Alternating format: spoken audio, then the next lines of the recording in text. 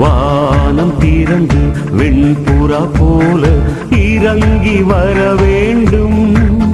தேவ வல்லமை தர வேண்டும். தேவ வல்லமை தர வேண்டும். வானம் திறந்து வெண்புறா போல இறங்கி வர வேண்டும். ஹாய் ஃப்ரெண்ட்ஸ், நான் இன்னும் சொல்ல போற கதை என்னன்னா, காணாமல் போன ஆடு பற்றிய கதை. வரி தண்டோரும் பாவிகளும் இயேசு சொல்வே கேட்க இயேசு கிட்ட நெருங்கி வந்தனர்.